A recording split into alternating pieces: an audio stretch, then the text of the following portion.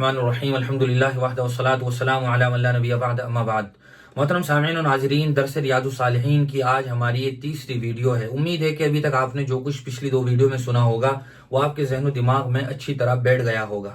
آج ہمارا یہ تیسرا سبق ہے۔ آگے بڑھنے سے پہلے یہ بات ذرا یاد دہانی کے طور پر بتاتا چلوں، چونکہ یہ حدیث کی کتاب ہے اور حدیث کی کتاب قرآن کے بعد سب سے زیادہ اہمیت کی اور مقام و مرتبے کی حامل ہوتی ہے۔ تو جب ہم یہ سبق سننے کے لیے بیٹھیں تو کوشش کریں کہ ہم ادب کو ملحوظ رکھیں تاکہ حدیث کی جو صحیح معنی میں برکتیں حاصل ہونی چاہیے وہ ہمیں حاصل ہو سکیں، رحمتیں ہم پر نازل ہو رہی ہوں، ہمارے گھر پر سکینت کا نزول ہو رہا ہو۔ یہ حدیث کے سبق کی خاص برکت ہوتی ہے۔ ہمارے علماء اور محدثین کی اگر ہم کارگزاری سنیں اور پڑھیں تو اندازہ ہوگا کہ وہ حدیث کا کس درجہ اہتمام فرمایا کرتے تھے۔ باقاعدہ باوضو بیٹھتے تھے، پوری زندگی جب بھی انہوں نے کوئی حدیث کی کتاب پڑھی تو وہ ضرور باوضو سنی۔ ایسے علماء دنیا میں موجود رہے ہیں۔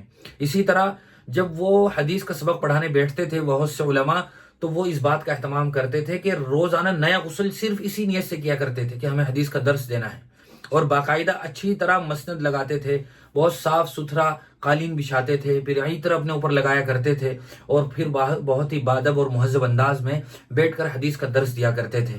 تو یہ خاص برکتیں اسی لیے ان کو حاصل تھی، اور یہی وجہ ہے کہ اللہ تعالیٰ نے ان کے سبق کو وہ نورانیت اور روحانیت اور وہ مقام و مرتبہ، عظمت اور فضیلت عطا فرمائی تھی کہ آج ہم جب ان محدثین کا نام لیتے ہیں تو عظمت کی وجہ سے ہمارا سر ان کے سامنے جھک جاتا ہے۔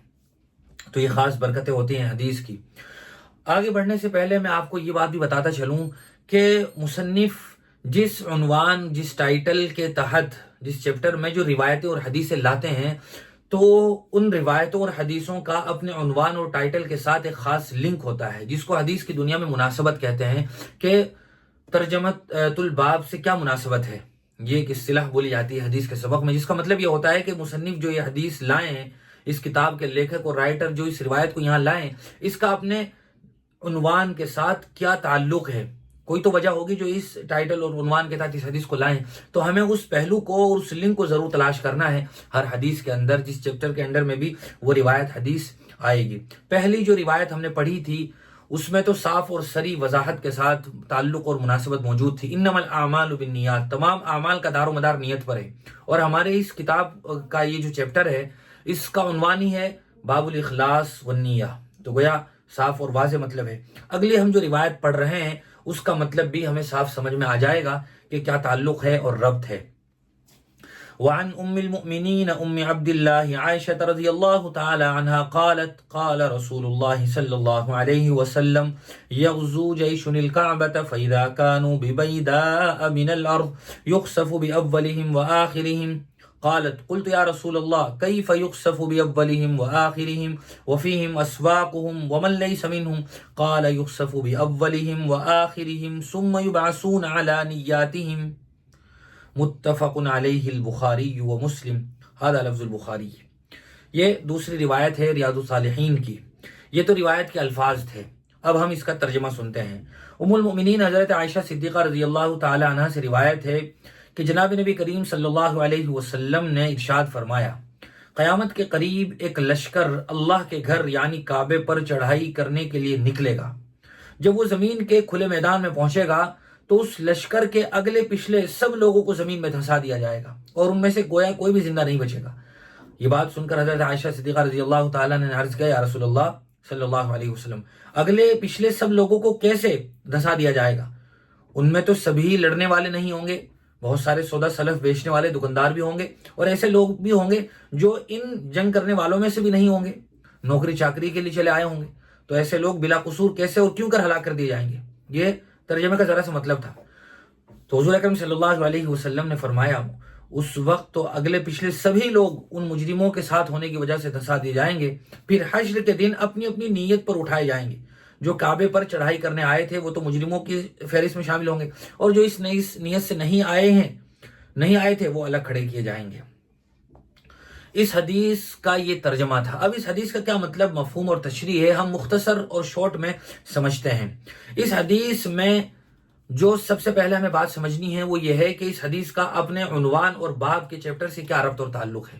وہ ہے بالکل سب سے اخیر میں حضور نے جو بات ارشاد فرمائی ہے، وہ ہے ثم یبعثون علی نیاتہم، کہ سب لوگوں کو اپنی اپنی نیت کے حساب سے اٹھایا جائے گا، جو کہ یہ باب اور چیپٹر بھی نیت ہی کے متعلق ہے، تو اس لیے اس روایت کو مصنف اس چیپٹر کے عنوان کے تحت لائے ہیں۔ یہ تو وجہ ہو گئی، ترجمۃ الباب سے مناسبت ہو گئی۔ اب اس حدیث کا ایک فائدہ جو ہمیں پتہ چلتا ہے، سب سے پہلے وہ ذکر کیا جا رہا ہے، وہ یہ ہے کہ مجرموں، بدکاروں اور گنہگاروں کے ساتھ محض رہنا بھی عذاب الہی اور اللہ کے قہر میں گرفتاری کا سبب بن جاتا ہے۔ صحبت آدمی کو لے ڈوبتی ہے۔ بس اوقات ایسا ہوتا ہے کہ آدمی کے دوست جن جرائم میں اور کرائم میں مبتلا ہوتے ہیں، خود آدمی اس میں شریک نہیں ہوتا، لیکن ان لوگوں کا ساتھی ہوتا ہے، صحبت اٹھائی ہوتی ہے، دوست ہوتا ہے، تو کہیں نہ کہیں اس تک بھی چنگاریاں پہنچ جاتی ہیں، اور کبھی کبھار وہ بھی صرف شک و شبے کی وجہ سے گرفتار ہو جاتا ہے کہ آدمی بھی ان کا دوست تھا، لہٰذا یہ بھی ان کے ساتھ ضرور اس کام میں شریک رہا ہوگا۔ اس لیے ایسے لوگوں سے دوری بھی بنائے رکھنا ہر حال میں نہایت ضروری ہوتا ہے۔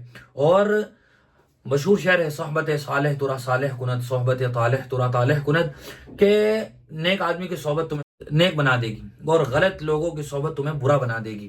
آدمی اگر لوہار کی بھٹی کے پاس سے گزرے تو اس کی بدبو تو سونگھ ہی لیتا ہے، لہذا ایسے لوگوں سے دوری بنائے رکھنا نہایت ضروری ہے۔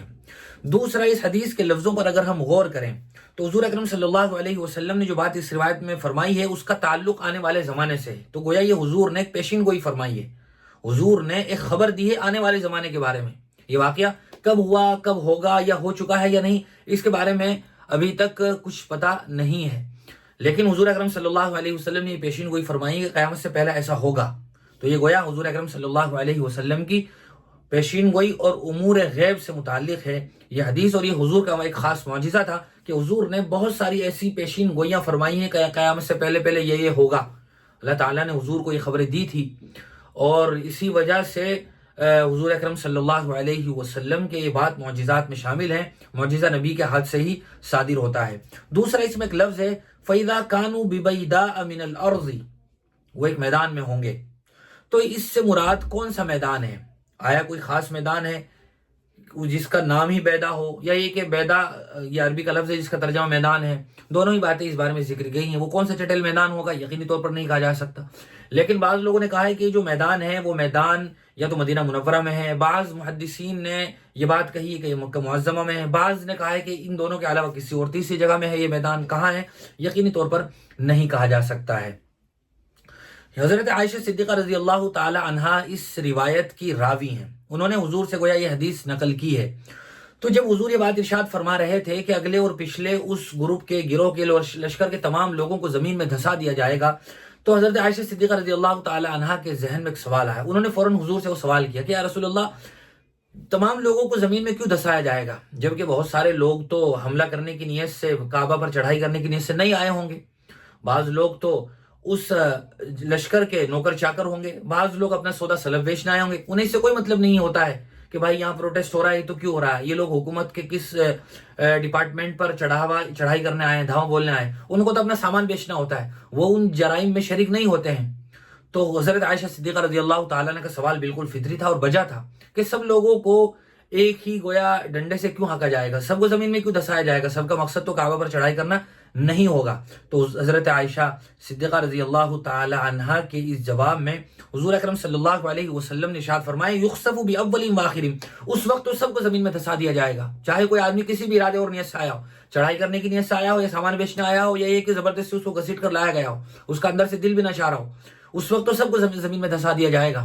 لیکن جب روز قیامت سب لوگوں کو اٹھایا جائے گا تو اس وقت اس میدان سے یا ان لوگوں میں سے جو آدمی ہوگا وہ اپنی نیت کے مطابق اٹھے گا۔ جو آدمی چڑھائی کرنے کی نیت سے، حملہ کرنے کے ارادے سے آیا تھا تو وہ گویا مجرم ہوگا، مجرم ہونے کی حیثیت سے اس کو اٹھایا جائے گا، اس کی نیت چونکہ حملہ کرنے کی اور چڑھائی کرنے کی تھی۔ اور جس آدمی کا ارادہ چڑھائی کرنا نہیں تھا، وہ اپنا سودا سلف بیچنا آیا تھا یا نوکر چاکر بن کر آیا تھا، تو اللہ تعالیٰ اس کو ان مجرمین کی فہرست میں شامل نہیں کرے گا، ان کو اس فہرست سے نکال دے گا۔ یہاں ایک سوال یہ بھی ہو سکتا ہے کہ سب کو زمین میں کیوں دھسایا جائے گا، جبکہ ان لوگوں کا تو کوئی جرم ہی نہیں ہوگا جو ساتھ میں آ گئے تھے اپنا سودا سلب بیچنے، یا یہ کہ زبردستی جن کو گھسیٹ کر لایا گیا تھا ان کو بھی کیوں دھسایا جائے گا، جبکہ وہ تو مجرم نہیں تھے۔ تو اس کی وجہ یہ ہے کہ جب عمومی عذاب نازل ہوتا ہے اللہ تعالیٰ کی طرف سے کسی جگہ تو وہاں وہ لوگ بھی اس عذاب میں مبتلا ہو جاتے ہیں کہ جو نیک اور دیندار ہوتے ہیں. چونکہ وہ عمومی عذاب ہوتا ہے تو وہ سبھی کو اپنی لپیٹ میں لے لیتا ہے اور فیصلہ پھر آخرت میں اعمال کے مطابق ہوگا. جس کے جیسے اعمال ہوں گے اس کے مطابق فیصلہ ہوگا. لیکن اس وقت تمام ہی لوگ اس بستی کے علاقے کے عذاب کا شکار ہو جاتے ہیں. اللہ تعالیٰ کا اپنا خاص فیصلہ ہوتا ہے اور پھر ان میں سے بھی کسی کو اللہ تعالیٰ حفاظت وہاں سے نکالنا چاہے تو یہ اللہ تعالیٰ کے لیے کوئی ممکن نہیں مطلب اللہ تعالیٰ کے لیے کوئی ناممکن نہیں ہے، ممکن ہے. جیسا کہ پچھلے نبیوں کے واقعات میں ہوا ہے، پوری بستی کو ہلاک کر دیا گیا، صرف مومنوں کو بچا لیا گیا. تو اللہ تعالیٰ جب جیسا چاہیں کر سکتے ہیں، لیکن عام اصول ضابطہ اللہ تعالیٰ کا یہ ہے کہ اس بستی کے تمام ہی لوگ پھر اس عذاب کا شکار ہو جاتے ہیں. بعض لوگوں نے، علماء اور محدثین نے اس روایت کے بارے میں یہ بات ارشاد فرمائی ہے کہ جو یہ حدیث ہے در حقیقت قرآن کریم کی ایک آیت کی تشریح ہے. وہ قرآن کریم کی آیت سورہ انفال میں ہے. سورہ انفال کا جو رکو نمبر 3 ہے اس میں ہے وَاتَّقُوا فِتْنَةً لَا تُصِيبَنَّ الَّذِينَ ظَلَمُوا مِنْكُمْ خَاصَّةً. اللہ تعالیٰ فرماتے ہیں اور تم اس آزمائش یعنی عذاب سے ڈرتے اور بچتے رہو جو خاص ظلم کرنے والوں پر ہی نہیں آئے گا بلکہ وہ سب کے لیے عام ہوگا. یعنی جب اللہ تعالیٰ کی طرف سے عذاب آتا ہے تو عام لوگ ہی نہیں، مجرمین ہی نہیں، بلکہ دوسرے لوگ بھی اس عذاب میں مبتلا ہو جاتے ہیں. یہ مختصر تشریح تھی اس روایت کی. اب حضور اکرم صلی اللہ علیہ وسلم جو بات ارشاد فرمائی ثم یبعثون علی نیاتہم، کہ وہ پھر اپنی نیتوں کے مطابق اٹھائے جائیں گے، جیسا ان کا ارادہ ہوگا اس کے مطابق اٹھائے جائیں گے. اور جڑائی کرنے کے ارادے سے آئے تھے تو مجرمین کی فہرست میں ہوں گے، ورنہ وہ مجرمین کی فہرست میں نہیں ہوں گے. تو گویا ہمیں پتہ چلتا ہے کہ نیت کا کتنا بڑا دخل ہوتا ہے.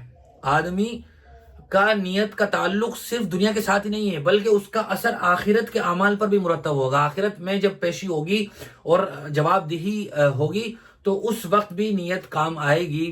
تو اس سے پتہ چلتا ہے کہ نیت کا انسان کی زندگی میں کس قدر تعلق ہے. یہاں ہمیں یہ بات یاد رکھنا ضروری ہے کہ اس روایت کی جو راویہ ہیں وہ حضرت عائشہ صدیقہ رضی اللہ تعالیٰ عنہ ہیں. پچھلی روایت کے جو راوی تھے انما الاعمال بالنیات روایت نمبر 1 کے حدیث نمبر 1 کے وہ تھے حضرت عمر ابن خطاب. وہاں ہم نے اس حدیث کے ضمن میں مختصر طور پر حضرت عمر ابن خطاب کا انٹروڈکشن کرایا تھا، تعارف کرایا تھا. یہاں چونکہ اس روایت کے راوی حضرت عائشہ صدیقہ رضی اللہ تعالی عنہا ہے لہذا مختصر ان کا بھی آپ کے سامنے تعارف کرا رہے ہیں. حضرت عائشہ کا جو نام تھا وہ تو عائشہ ہی تھا، ان کا جو لقب تھا وہ حمیرہ تھا. حمیرہ حضور اکرم صلی اللہ علیہ وسلم محبت میں ان کو حمیرہ سے ہی پکارا کرتے تھے. ان کی جو کنیت تھی وہ ام عبداللہ تھی. کنیت کیا ہوتی ہے پچھلی ویڈیو میں ہم نے آپ کو بتایا تھا. اور حضرت عائشہ صدیقہ رضی اللہ تعالیٰ عنہ کے والد ابو بکر صدیق رضی اللہ تعالیٰ عنہ تھے. ان کی والدہ کا نام زینب تھا اور حضرت ابو بکر صدیق رضی اللہ تعالیٰ عنہ کی جو اہلیہ تھی یعنی حضرت عائشہ کی والدہ ان کی کنیت ام رومان تھی. حضرت عائشہ صدیقہ رضی اللہ تعالیٰ عنہ بعثت کے چوتھے سال میں پیدا ہوئی، 4 سال کے بعد پیدا ہوئی. یعنی حضور کو نبی بنائے ہوئے 4 سال ہو گئے تھے. اس کے بعد حضرت عائشہ صدیقہ رضی اللہ تعالیٰ عنہ کی پیدائش ہوئی. مکہ مکرمہ میں حضور سے نکاح ہو گیا تھا حضرت عائشہ کا 6 سال کی عمر میں تقریباً. اور پھر مدینہ جانے کے بعد، ہجرت کے بعد مدینہ منورہ میں جبکہ حضرت عائشہ صدیقہ رضی اللہ تعالیٰ عنہ کی عمر 9 سال کی ہو چکی تھی اس وقت رخصتی ہوئی.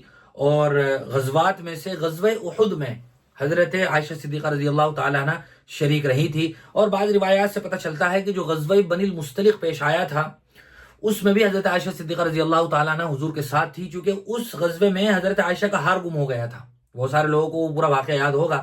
تو اس ہار کے گم ہونے سے اس بات کا پتہ چلتا ہے کہ اس غزوے میں بھی حضرت عائشہ صدیقہ رضی اللہ تعالیٰ عنہ شریک تھی. آپ نہایت سخی تھی، عبادت گزار تھی، تواضع اور عاجزی کی پیکر تھی. اکثر روزہ رکھتی تھی. تقریباً ہر سال آپ حج فرمایا کرتی تھی، غلاموں کو آزاد کیا کرتی تھی. اور حضرت عائشہ صدیقہ رضی اللہ تعالی عنہا ان صحابہ اور صحابیات میں شامل ہیں کہ جن سے حضور کی بہت زیادہ روایات مروی ہیں. کہا جاتا ہے 2210 حدیثیں جو حضرت عائشہ صدیقہ رضی اللہ تعالی عنہا سے مروی ہیں. یہ تھی روایت نمبر 2. اس روایت کے بارے میں آپ کو کوئی سوال ہو تو آپ ہمارے نمبر پر ہمیں میسج کر سکتے ہیں یا کومنٹ باکس میں بھی اپنا سوال لکھ سکتے ہیں. اب ہم اگلی روایت کی طرف بڑھتے ہیں. روایت نمبر 3، حدیث نمبر 3. وعن عائشة رضي الله تعالى عنها قالت قال النبي صلى الله عليه وسلم لا هجرة بعد الفتح ولكن جهاد ونية فإذا استنفرتم فانفروا متفق علیہ. یہ روایت بھی حضرت عائشہ صدیقہ رضی اللہ تعالی عنہا ہی سے مروی ہے. اس کا ترجمہ ہے حضرت عائشہ صدیقہ رضی اللہ تعالی عنہا فرماتی ہیں کہ حضور اکرم صلی اللہ علیہ وسلم نے فتح مکہ کے بعد ارشاد فرمایا کہ مکہ کی طرف ہجرت کرنے کے بعد، فتح مکہ کے بعد اب کوئی ہجرت باقی نہیں رہی، اس لیے کہ لیکن جہاد اور نیت اب بھی باقی ہیں اور وہ قیامت تک باقی رہیں گی، لہذا جب بھی تم کو جہاد کے لیے روانہ ہونے کی دعوت دی جائے تو فوراً روانہ ہو جاؤ۔ یہ اس روایت کا ترجمہ ہے۔ اب اس روایت کا مطلب کیا ہے اور اس روایت کا اس ترجمۃ الباب سے مناسبت کیا ہے، یعنی اس عنوان کے ذیل میں، اس چیپٹر میں یہ روایت کیوں لائی گئی ہے، سب سے پہلے ہم اس پر بات کرتے ہیں۔ آپ نے صاف دیکھا کہ حضور اکرم صلی اللہ علیہ وسلم نے اس روایت میں نیت کی بات کی ہے، اور اس چیپٹر کا جو عنوان ہے وہ باب الاخلاص والنیہ ہی ہے، لہذا اتنی بات واضح ہو گئی ہے کہ یہاں اس روایت کو لانا بالکل صحیح اور درست ہے۔ دوسری ایک بات یہ ہے کہ اس روایت کا مطلب کیا ہے، لا ہجرت بعد الفتح، یعنی فتح مکہ کے بعد اب ہجرت باقی نہیں رہی ہے، لیکن جہاد باقی ہے اور نیت باقی ہے۔ بہت سارے لوگوں کے یہ بات ذہن میں ہوگی کہ نبی کریم صلی اللہ علیہ وسلم نے مکہ کے لوگوں کی مسلسل اذیتوں سے دوچار ہونے کے بعد اور وہاں کے باشندوں کی شقاوت قلبی اور چیرہ دستی کے نتیجے میں مدینہ کی طرف ہجرت کر لی تھی، اور آپ کے ساتھ بہت سارے صحابہ اکرام آگے اور پیچھے مدینہ ہجرت کر چکے تھے، لیکن جب مکہ فتح ہو گیا تو مکہ فتح ہونے تک تو یہ ہجرت کا عمل مسلسل باقی رہا، بلکہ اس وقت تو ہجرت مسلمان ہونے کی گویا پہچان بن گئی تھی۔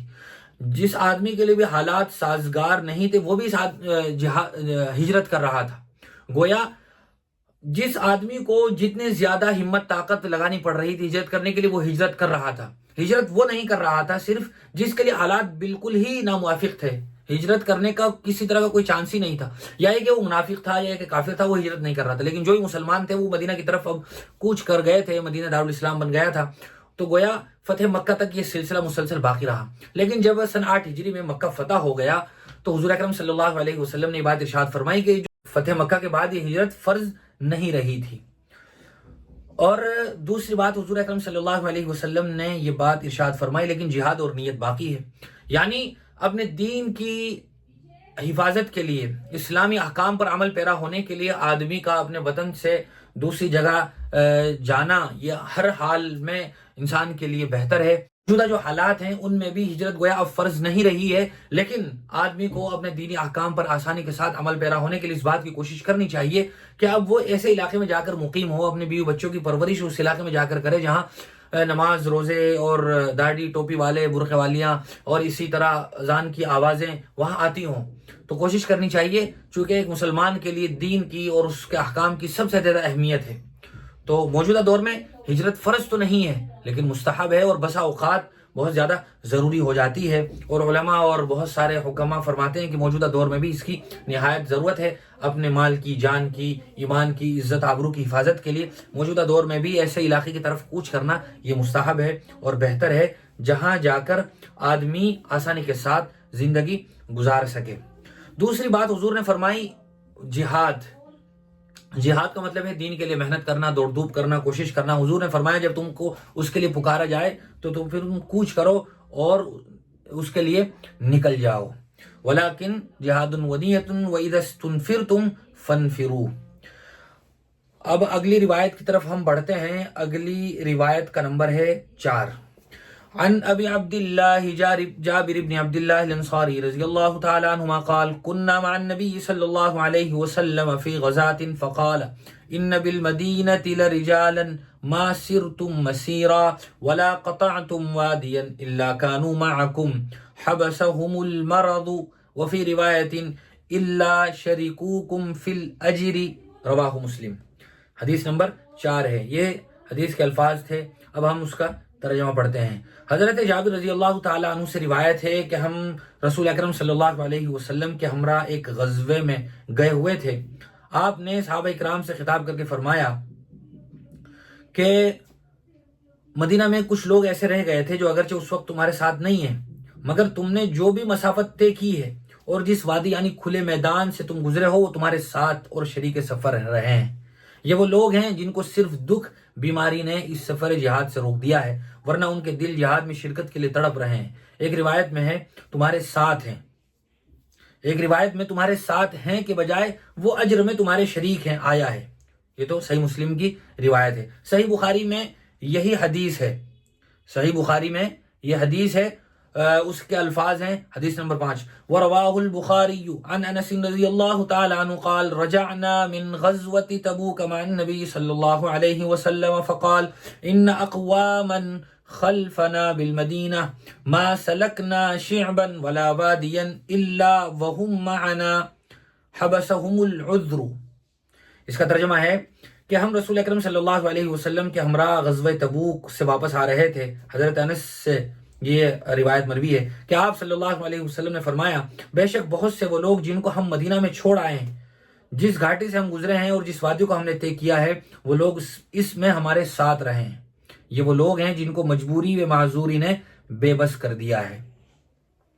سب سے پہلے اس روایت کو پڑھنے کے بعد ہمارے ذہن میں وہ سوال آنا چاہیے کہ اس روایت کا اس چیپٹر سے کیا تعلق ہے۔ تو بنیادی طور پر نیت کا پہلو اس روایت میں موجود ہے۔ وہ کیسے ہے؟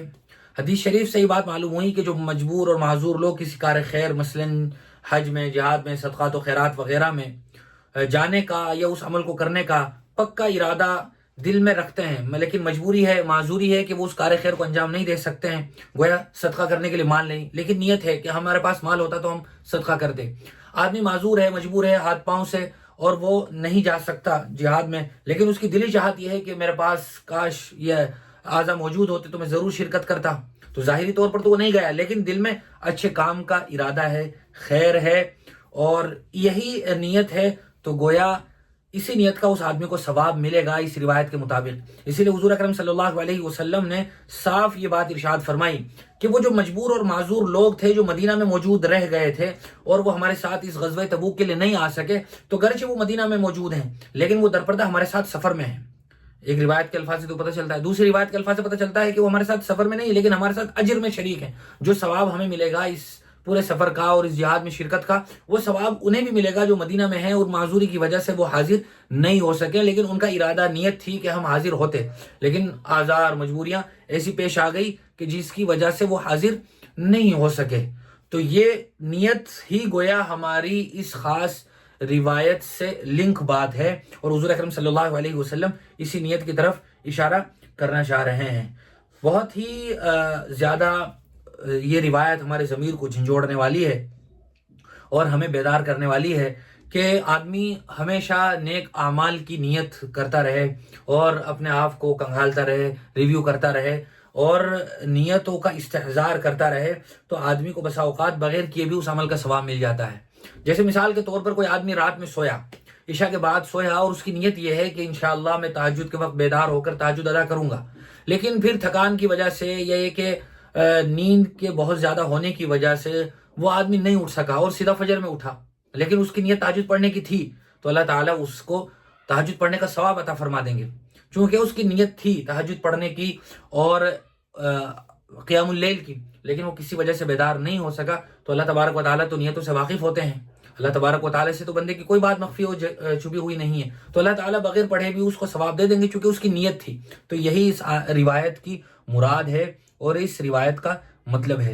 آگے بڑھنے سے پہلے مختصر طور پر ہم اس روایت کو جراوی ہیں حضرت جابر رضی اللہ تعالی عنہ ان کے حالات ذکر کر دیتے ہیں۔ ان کا نام تھا جابر، ابو عبداللہ ان کی کنیت ہے، قبیلہ خزرج سے ان کا تعلق تھا۔ مدینہ میں دو مشہور قبیلے تھے، قبیلہ اوس اور قبیلہ خزرج۔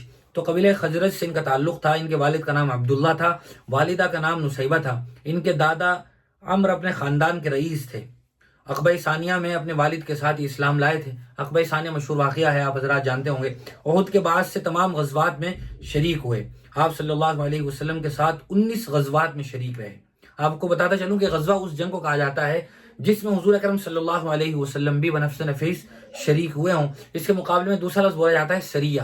سریہ کا مطلب ہوتا ہے کہ حضور خود تو شریک نہ ہوئے ہوں لیکن صحابہ اکرام کو آپ نے بھیجا ہو، تو اس کو سریہ کہا جاتا ہے۔ اگلی روایت ہے عن ابی یزید معن بن یزید بن الاخنس رضی اللہ تعالی عنہم وهو وابوه وجده صحابیون قال كان ابی یزید اخرج دنانیر يتصدق بها فوزعها عند رجل في المسجد فجئت فأخذتها فأتيته بها فقال والله ما إياك أردت فخاصمته إلى رسول الله صلى الله عليه وسلم فقال لك ما نبيت يا يزيد ولك ما أخذت يا معن۔ یہ اس روایت کے اور حدیث کے الفاظ ہیں. اب اس کا ترجمہ ہے. حضرت معاذ ابن یزید ابن اخنس رضی اللہ عنہ روایت کرتے ہیں. معن ان کا باپ، ان کے دادا، یہ سب صحابی ہیں. وہ فرماتے ہیں، روایت کرتے ہیں کہ میرے والد یزید نے کچھ دینار صدقہ کرنے کے لیے نکالے اور مسجد میں ایک آدمی کو دے آئے. چنانچہ میں نے اس سے لے لیے اور اپنے والد کے پاس لے آیا. والد نے کہا، بخدا میں نے تجھے دینے کا ارادہ نہیں کیا تھا. بخدا میں نے تجھے دینے کا ارادہ نہیں کیا تھا. بس ہم یہ جھگڑا رسول اکرم صلی اللہ علیہ وسلم کے پاس لے گئے. آپ نے فرمایا، اے یزید تجھے تیری نیت کا ثواب ملا، اور اے معن جو مال تم نے لے لیا وہ تمہارا ہے. یہ اس روایت کا ترجمہ تھا. اب مختصراً پہلے تو ہم سب سے پہلے اس سوال کا جواب تلاش کریں کہ مصنف اس روایت کو یہاں کیوں لائیں اس چیپٹر اور اس عنوان کے تحت. تو صاف اس روایت میں نویت کا لفظ آیا ہے، یعنی گویا نیت کا اس میں اشارہ ہے، پہلو ہے، اس لیے مصنف اس روایت کو اس عنوان میں لائے ہیں اور یہ گویا ترجمۃ الباب سے مناسبت ہے. اب اس روایت کا جو مطلب ہے وہ یہ ہے کہ حضرت یزید نے صدقہ کرنے کے لیے کچھ دینار اشرفے نکالے اور مسجد میں ایک آدمی کے پاس رکھ دیے کہ جو ضرورت مند آئے اس کو دے دینا. وہ اس آدمی کو اس ارادے سے دے کر آئے کہ اگر تمہیں جو ضرورت مند آدمی ملے اسے دے دینا. اتفاق سے میں مسجد میں آیا اس آدمی نے مجھے ضرورت مند دیکھ کر وہ دینار دے دیے. میں نے لے بھی لیے اور ان کو لے کر گھر پہنچا. یہ انہی حضرت یزید ہی کے صاحبزادے ہیں. والد صاحب کو بتلایا تو انہوں نے فرمایا، بخدا میں نے تجھے دینے کی نیت تو کی نہیں تھی، میں نے تو محتاجوں اور مسکینوں کو دینے کے لیے اس آدمی کے حوالے کیے تھے. تو گویا باپ اور بیٹے کے درمیان اس بات کو لے کر بحث ہو گئی.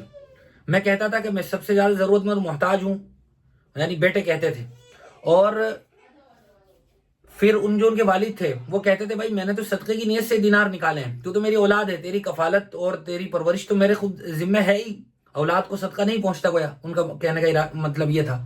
آخرکار یہ دونوں آدمی بحث و مباحثے کو لے کر حضور اکرم صلی اللہ علیہ وسلم کی خدمت میں فیصلے کے لیے حاضر ہوئے اور اپنا پورا ماجرا سنایا.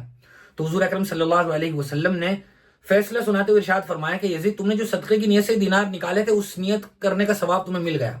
اور پھر ان کے صاحبزادے سے فرمایا، ایمان تم نے جو لے لیے تھے وہ تمہارے لیے حلال ہے، جاؤ تم اپنی ضرورتوں میں گویا خرچ کر سکتے ہو.